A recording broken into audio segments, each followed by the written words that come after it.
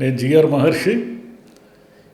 TDP మహానాడుని పులివెందుల్లో భారీ ఎత్తున పెట్టాలని ఇంతకుముందు ప్లాన్ చేసింది. పులివెందుల్లో ఎందుకు మహానాడు నిర్వహించాలి అంటే ఇది జగన్ సొంత నియోజకవర్గము. ఇప్పటి వరకు వాళ్ళకు వ్యతిరేకంగా నిలబడి గెలిచిన వాళ్ళు ఎవరు లేరు ఎమ్మెల్యేగా. కాబట్టి పులివెందుల మొత్తం పశుమయం చేసేసి పులివెందులంతా కూడా ఇంకా ఏం లేదు, జగన్ హవా అయిపోయింది, పులివెందులంతా కూడా టీడీపీ నినాదాలతో మారుమోగిపోయింది అనే లెవెల్లో చెయ్యాలి అని మాత్రం అనుకున్నారు. కానీ ఎందుకు అది ఎక్కడో ఏదో తేడా కొట్టింది. ఎందుకు తేడా కొట్టిందో తెలియదు, కానీ దాన్ని కడపకు మార్చారు. సరే, కడపలో చేస్తారు.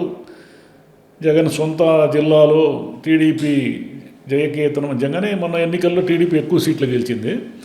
అలా ఏదో టీడీపీ కడపలో తన భారీగా తన దీన్ని చాటుకుంటూ ఉందని అందరూ పెద్ద పెద్ద నేతలంతా వస్తారు. వచ్చి దాంట్లో కూడా మామూలుగా ఈ నోటి దురుసు వాళ్ళు ఉంటారు కదా, వైసీపీలో ఉన్నట్లే టీడీపీ వాళ్ళు కూడా బాగా తొడలు కొట్టేవాళ్ళు, నోటి దురుసు వాళ్ళు, ఇష్టం వచ్చినట్లు మాట్లాడేవాళ్ళు, ఇలాంతా ఏమి లెక్కకు మించి ఉన్నారు దాంట్లో కూడా. అంటే అధికారంలో ఉన్నప్పుడు కదా మనకు తెలిసేది వాళ్ళు ఏం మాట్లాడతారనేది. పోయినసారి వైసీపీ వాళ్ళు ఇష్టం వచ్చినట్లంతా మాట్లాడి ఆ పార్టీని 11 సీట్లకు తెచ్చారు. కష్టపడి కడప జిల్లాలో కూడా బాగా దారుణంగా మూడు సీట్లకే పరిమితం చేశారు. నిజానికి కడప అనేది వాళ్ళ స్ట్రాంగ్ అడ్డా కదా. ఇప్పుడు కడపలో పెడతారు, మహానాడు పెడతారు. మహానాడులో జనరల్గా నేతల ప్రసంగాలు అవన్నీ ఉన్న తర్వాత వీళ్ళు జనరల్గానే జగన్ నీ జిల్లాలోనే వచ్చాము, నీ సంగతి చూస్తాము, ఈసారి నీకు ఒక సీటు కూడా లేకుండా చేస్తాము, మామూలుగా ఉండదు, వచ్చే ఎన్నికల నాటికి నీ పని ఫినిష్, నీ పార్టీ అవుట్, ఇలా మాడి మళ్ళీ ఆ పార్టీని బలోపేతం చేసి ఈసారి ఓడిపోయేదానికనమాట. అంటే ఎవరు నోటి దురుసుగా ఉంటే వాళ్ళందరినీ ఓడిస్తారు జనం చాలా తెలివైన వాళ్ళు. మీరు కావాలంటే గమనించండి, పోయినసారి వైసీపీలో పిచ్చివాగుడు అయిన వాళ్ళు అందరినీ ఓడించేసినారు. అది మామూలుగా అదేదో చీపురు బట్టి ఊడుస్తారు చూడండి, అలా ఊడి చవతలు పారేశారు. సరే, పులివెందుల్లో ఎందుకు పెట్టలేదు అంటే దీనికి ఒక కారణం, ఈరోజు పులివెందుల్లో మంత్రి ఎదురుగానే 2 వర్గాలు బీభత్సంగా గొడవలు పడ్డాయి. ఒకటి రాష్ట్ర ఉపాధ్యక్షుడు పార్థసారథి రెడ్డి గారి తమ్ముడు శేషారెడ్డి వర్గము, రెండోది ఎమ్మెల్సీ రామ్ గోపాల్ రెడ్డి వర్గము. ఈ ఇద్దరు కూడా భారీగా గొడవలు పడ్డారు. ఏదో మీరంతా వాటాలు, ఈయనేమో ఎమ్మెల్సీ ఏమో వైసీపీకి ఒత్తాసు పలుకుతున్నాడని, ఇంకా రకరకాల వ్యాపారాల్లో వాటాలని అవని ఇవని గొడవలు పడి కొట్టుకునే వరకు వచ్చినారు. మీరు పులివెందుల్లో మీకు ఉండేదే మీ పార్టీ బలం కాసింత, ఆ కాసింతలో కూడా మీరు అన్ని వర్గాలుగా జీలిపోయి కొట్టుకుంటూ ఉంటే మీరు ఎప్పుడు జగన్ను ఓడిస్తారు, మీరు ఎప్పుడు వైనాట్ పులివెందులు అంటారు? ఇది ఇంపాసిబుల్. అది ఎందుకు ఇంపాసిబుల్ అంటే ఆడ మీకున్న బలాన్ని మీరు సమీకృతం చేసుకునే పరిస్థితుల్లో లేదు, మీరు కొట్టుకుంటూ ఉంటారు కాబట్టి. ఇది ఒక్క పులివెందులకే పరిమితం అంటే పులివెందులకే కాదు, మీరు ఎక్కడనే చూడండి, ఏ నియోజకవర్గంలో చూడండి, టీడీపీ వర్సెస్ టీడీపీ అన్నా కొట్టుకుంటున్నారు, లేకుంటే టీడీపీ వర్సెస్ జనసేన అన్నా కొట్టుకుంటున్నారు. బీజేపీ వాళ్ళు లేదు, బీజేపీ వాళ్ళు ఏదో వాళ్ళ నియోజకవర్గాల్లో కూడా వాళ్ళు వీలైనంత ప్రశాంతంగా ఉన్నారు. కానీ ఎక్సెప్ట్ ఏదో కొన్ని కాంప్లికేటెడ్ నియోజకవర్గాలు మినహాయిస్తే మిగతా చోటంతా కూడా రకరకాల వ్యాపారాల్లోనూ వీటిలోనూ గోలలు గొడవలు ఇదే నడుస్తూ ఉంది. మరి ఈ వచ్చి 10 నెలలు కాలే, మీరు ఇంకా చేయాల్సిన పనులు బీభత్సంగా చాలా ఉన్నాయి. అప్పుడే జనంలో విపరీతమైన అసహనము అసంతృప్తి వస్తూ ఉంది. రైతులు చాలా అసహనంగా ఉన్నారు. కొన్ని వర్గాలు డబ్బులు ఈయన ఏంటిది, పోయినసారి మనం 4 ఏళ్ల పాటు డబ్బులు తీసుకుంటుంది, ఈయన వచ్చేసరికి డబ్బులు లేకుండా పోయినా ఈయన అసహనం ఉంది. చంద్రబాబు నాయుడు గారేమో తెల్లవారు లేస్తే ఆ సమీక్ష సమావేశం ఈ సమీక్ష సమావేశం అని అధికారుల మీటింగులని అని ఒక 10 ఆయన ఎప్పుడు నాన్ స్టాప్గా అవర్స్ టుగెదర్ పనిచేస్తూ ఉంటారు. కానీ ఇక్కడ వీళ్ళు చూస్తేనేమో బీభత్సంగా కొట్టుకోవడము, వ్యాపారాల వాటాల్లో దక్కక కీచులాటలు, లేదంటే జనసేన పార్టీ వాళ్ళు వీళ్ళు మీరెంత అనుకోవడము, ఇదే నడుస్తూ ఉంది. అంటే ఏం మారింది? ఏం మారలేదు. టీడీపీ అధికారంలో లేనప్పుడు ప్రతిపక్షంలో ఉన్నప్పుడేమో వైసీపీని నిందిస్తూ వైసీపీ దుర్మార్గులు, వైసీపీ వాళ్ళు ఇది ఏడ చూసినా దోచేస్తున్నారు, మొత్తం మైనింగ్లు, అది మద్యము, అది ఇది విపరీతంగా తినేస్తున్నారని ఆరోపణలు చేశారు.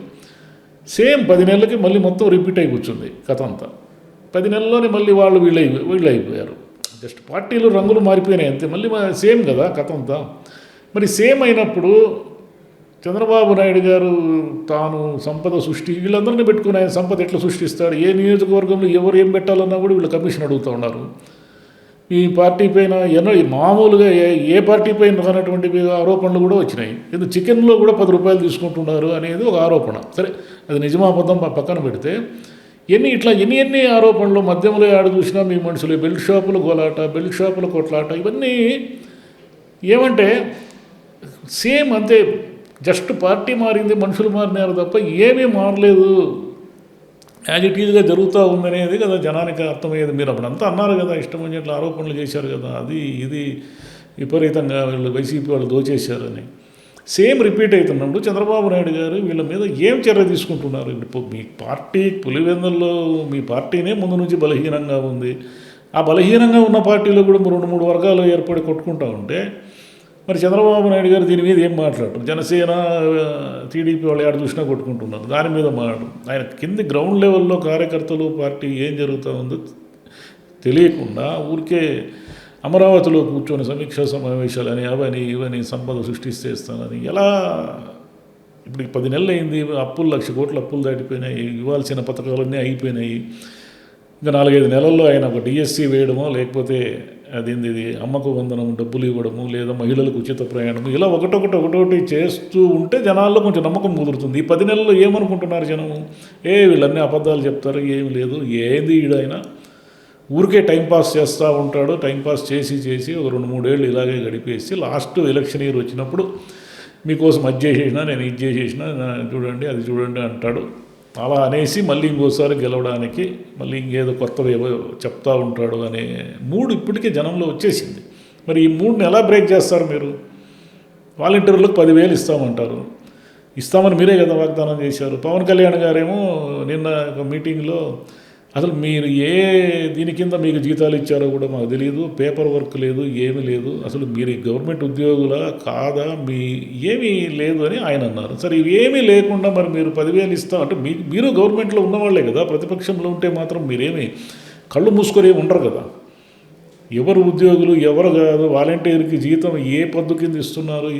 ప్రభుత్వం అనేది ఊరికే తన జోబులో నుంచి డబ్బులు తీసేట్లు ఇవ్వదు కదా. ప్రభుత్వానికి ఏదో ఒక లెక్క ఉంటుంది కదా. అన్ని కోట్ల రూపాయలు జీతాలు ఇస్తున్నప్పుడు వాళ్ళకి ఏదో ఒక లెక్క పెట్టుకొని ఆ లెక్క ప్రకారమే కదా జీతాలు ఇస్తారు. తీరా మీరు 10,000 పెంచాల్సి వచ్చింది అనేసరికి వాళ్ళు అసలు ఉద్యోగులే కాదు, వాళ్ళకి మాకు ఏం సంబంధం అంటే అది అన్యాయం కదా. అన్ని వేలు మీరు అప్పుడే చెప్పాల్సి ఉంటుంది, అయ్యా మేము ఈ వాలంటరీ వ్యవస్థని మేము ప్రక్షాళన చేస్తాము, మాకు ఇదేం అర్థం కావడం లేదు అని ఆ రోజు అనింటే వాళ్ళు ఓటు వేయరని మీకు భయము, లేదా మీకు ఓటు వేయించరని అందరినీ సమీకృతం చేసి వాళ్ళకు అంటే ఆ 50 ఇళ్ళకు ఒక వాలంటీర్ ఉంటాడు కదా, ఎంతో కొంత 2-3 అతని మాట వినే వాళ్ళు ఉంటారు కదా. అట్లా చెప్పకుండా మీరు 10,000 ఇస్తామని చెప్పారు. ఇప్పుడేమో వాళ్ళు అసలు వాళ్ళు ఏ రోల్లో ఉండాలో కూడా మాకు తెలియదు, వాళ్ళు పేపర్ వర్క్ లేదు, ఏమీ లేదు. ఎవరి వాలంటీర్లు వీళ్ళందరినీ ఏం చేయాలా? జగన్ మోసం చేశాడు, ప్రభుత్వ ఉద్యోగులు అని చెప్పి మోసం చేశాడు అంటే ఎట్లా మోసం చేస్తారు? ఏదో ఒక లెక్క కింద జీతం ఇస్తారు కదా. కొన్ని కోట్ల రూపాయలు ఇచ్చేటప్పుడు ఆ బిల్లుని ఏదో ఒక దాంట్ కింద చూపిస్తారు కదా.